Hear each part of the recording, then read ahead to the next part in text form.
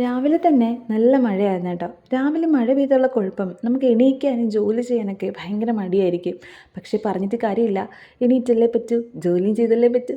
രാവിലെ അമ്മയ്ക്കും മിക്കുവിനും ഒക്കെ സ്കൂളിൽ പോകണം കേട്ടോ. രാവിലെ അതുകൊണ്ട് ഇവിടെ ലോട്ട് ഓഫ് ജോലികളായിരിക്കും. ഒരു ജഗപൊക എന്നൊക്കെ പറയത്തില്ലേ, ആ ഒരു അവസ്ഥയായിരിക്കും. അതിപ്പോൾ എല്ലാവരുടെ വീട്ടിലും അങ്ങനെയൊക്കെ തന്നെ ആയിരിക്കുമല്ലേ.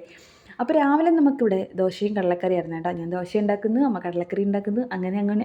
പിന്നെ നേരത്തെ തന്നെ ജോലികളെല്ലാം ഒതുക്കിയാലേ നിധിക്കൊപ്പം കുറച്ച് നേരം ഇരിക്കാൻ പറ്റത്തുള്ളൂ കേട്ടോ. നിധിയെ ഒറ്റയ്ക്കാക്കിയിട്ട് അങ്ങോട്ടോ ഇങ്ങോട്ടോ ഒന്നും മാറാൻ പറ്റത്തില്ല. കാരണം എന്തെങ്കിലും ഒരു ഗ്യാപ്പ് കിട്ടിയാൽ അവൾ അപ്പോഴും കുരുത്തക്കേട് കാണിക്കും. ഈ കസേര എപ്പോൾ മാറുന്നത് നോക്കിയിരിക്കുകയാണ് കേട്ടോ ആൾ, ആ സ്റ്റെപ്പിൻ്റെ മണ്ടയിൽ കയറാൻ വേണ്ടിയിട്ട്. പിന്നെ മഴയൊക്കെ കുറച്ച് മാറിയപ്പോഴത്തേക്കും മിക്കും മീനും കൂടെ അമ്പലത്തിലൊക്കെ പോയിട്ടുണ്ടായിരുന്നു. അവർ അമ്പലത്തിൽ പോയ സമയം കൊണ്ട് എൻ്റെ ബ്രേക്ക്ഫാസ്റ്റ്, എനിക്ക് ഈ രാവിലത്തെ കാപ്പി ഉച്ചക്കലത്തെ ഊണൊക്കെ കറക്റ്റ് ടൈമിൽ കഴിക്കണം കേട്ടോ. അതുകൊണ്ട് എന്തൊക്കെ ജോലി ഉണ്ടെങ്കിലും അത് ഞാൻ സ്കിപ്പ് ചെയ്യാറില്ല. എൻ്റെ കറക്റ്റ് ടൈമിൽ ഞാൻ ഫുഡ് കഴിക്കും. ഞാൻ കഴിച്ചുകൊണ്ടിരുന്നപ്പോൾ തന്നെ അവർ അമ്പലത്തിൽ നിന്ന് വന്നു. പിന്നെ മിക്കൂട്ടിന് ദോശയൊക്കെ വാരി കൊടുത്തു. വേഗം തന്നെ മിക്കൂട്ടിൻ്റെ സ്നാക്സ് ബോക്സും ലഞ്ച് ബോക്സും ഒക്കെ റെഡിയാക്കി ഒരു 9:30-ക്കുള്ളിൽ തന്നെ അമ്മയും മോനോടെ സ്കൂളിൽ പോയിട്ടുണ്ടായിരുന്നു കേട്ടോ.